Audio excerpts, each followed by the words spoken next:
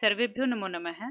आज की वीडियो में हम जो संधि पढ़ रहे थे, 9th क्लास की संधि थी, 9th क्लास की जो हम संधियां पढ़ रहे थे, उनमें आज हम पढ़ेंगे व्यंजन संधि। ठीक है, व्यंजन संधि में बहुत सारे नियम हैं, लेकिन आपके पेपर में जो नियम आते हैं 2022-23 के सिलेबस के हिसाब से आज हम केवल वो पढ़ने वाले हैं। ठीक है, अगर आप कहेंगे तो हम पूरी संधि, जिसमें सारे जितने भी संधि के नियम आ रहे हैं 9th क्लास में, वो सारे हम एक ही वीडियो में भी डाल देंगे। तो एक ही वो बहुत बड़ी वीडियो हो जाएगी, तो आप वो भी देख सकते हैं।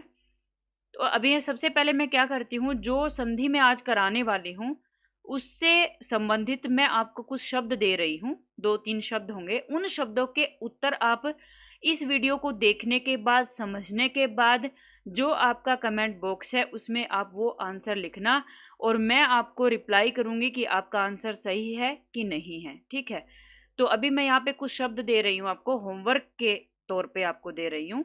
तो इस वीडियो को देखने के बाद आपको उनको हल करना आ जाएगा। तो पहला आपका शब्द होगा दिक प्लस अम्ब्रह।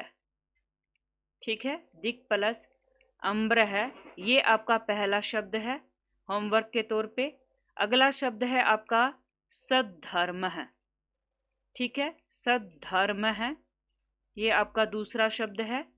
उसके बाद तीसरा शब्द है आपका धर्मम चर।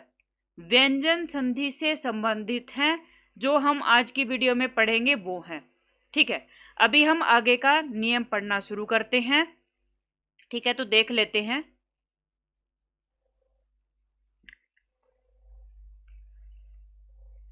नियम देखते हैं। सबसे पहले आपके पेपर में व्यंजन संधि में से 2 नियम आ रहे हैं। पहला नियम है जशत्व संधि। ठीक है, और दूसरा नियम है मैं के स्थान पर अनुस्वार। ठीक है, ये आपका दूसरा नियम है। ठीक है, मैं के स्थान पर अनुस्वार, ये 2 नियम आपको व्यंजन संधि में से पढ़ने हैं। तो अभी मैं ये नियम दोनों आपको समझाने वाली हूं। शुरू करते हैं जसत्व संधि से। जसत्व संधि का मतलब क्या होगा? मेनली इसका मतलब यही है कि तीसरा वर्ण किस तरीके से होगा, किसको होगा, वो हम यहाँ पे देखने वाले हैं। ठीक है, तो अभी हम देखते हैं। सबसे पहला नियम आपका जसत्व संधि के लिए होगा कि पहला, दूसरा, तीसरा और चौथा वर्ण या श, श या स हो, और उनके बाद कोई भी वर्ण हो, कोई भी वर्ण, तो क्या होगा? ये जो आपका है यहाँ पे जो वर्ण है उसको क्या हो जाएगा? तीसरा वर्ण। और कैसे होगा? सबसे मेन बात मैं अभी बताती हूँ आपको। ये जो वर्ण हो गए ना, ये पदांत होने चाहिए। पदांत से समझते हो आप क्या होता है? पदांत का मतलब होता है पद के अंत में। पद मतलब शब्द, शब्द के अंत में जो होंगे ये वर्ण, पहला, दूसरा, तीसरा, चौथा वर्ण या स, उनको हो जाएगा तीसरा वर्ण। और किस तरीके से होता है वो मैं अभी बताती हूँ। आप शायद नहीं समझ पा रहे होगे तीसरा वर्ण।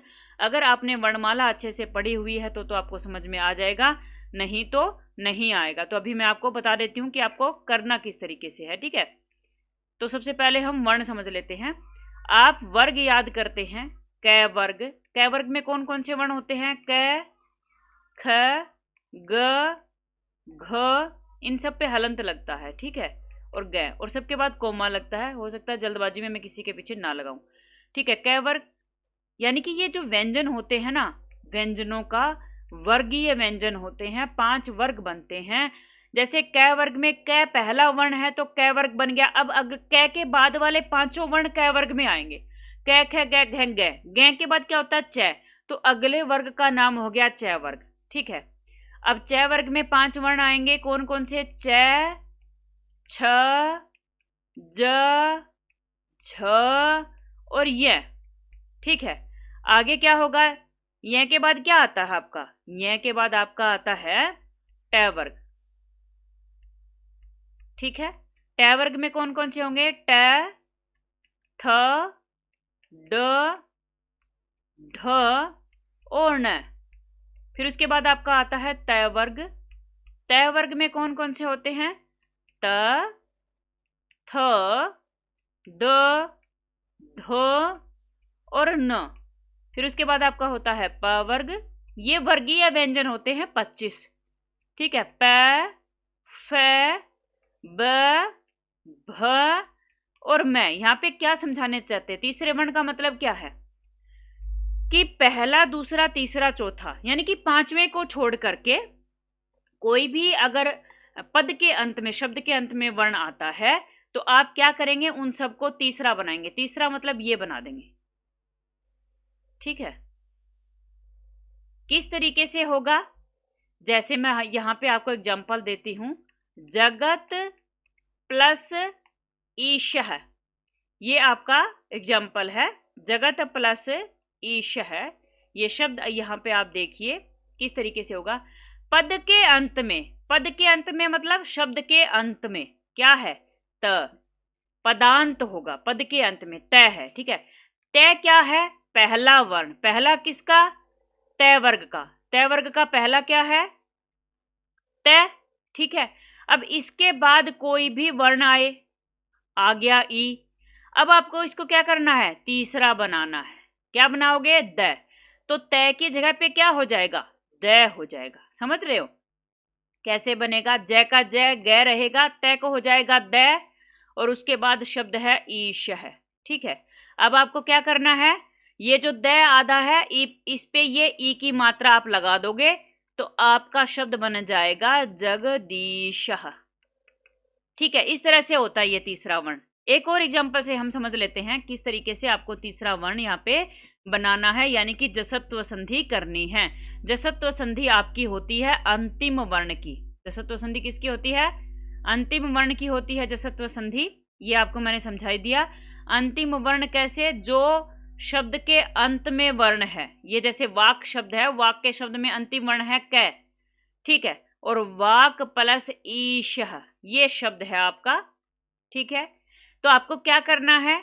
जो ये क है, क क्या है? क वर्ग का पहला है ना क, तो इस क को क्या हो जाएगा? तीसरा। तीसरा मतलब क ख ग वा ग।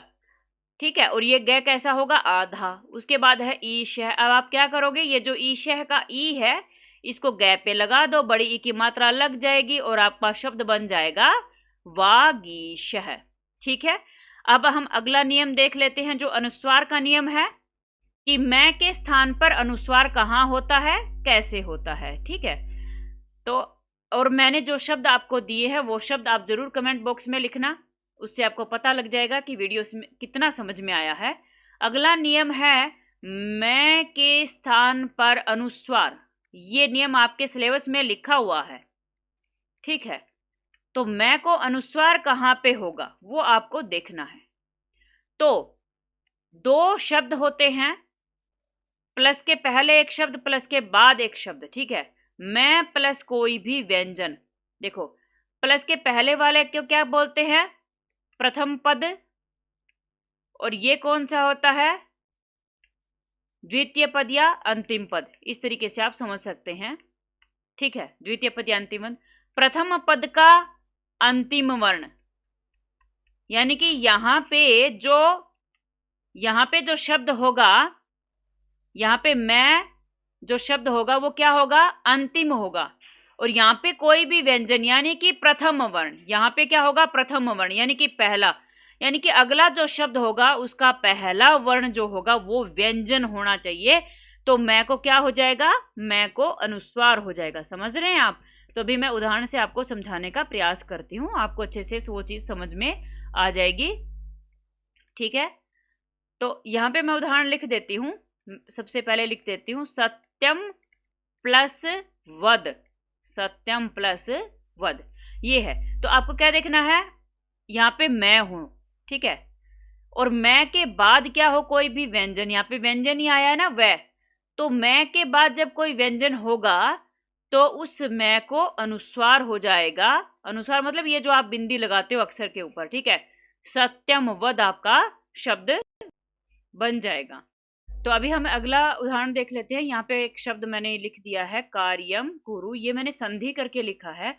तो जब भी आपको किसी अक्षर पे अनुस्वार दिखाई दे तो आप उसके बाद वाला शब्द देखना, और उसके बाद वाले शब्द का पहला वर्ण अगर व्यंजन है तो इस वजह से अनुस्वार को, जो मैं होता है उसको अनुस्वार होता है, ये नियम आपको मैंने बता दिया।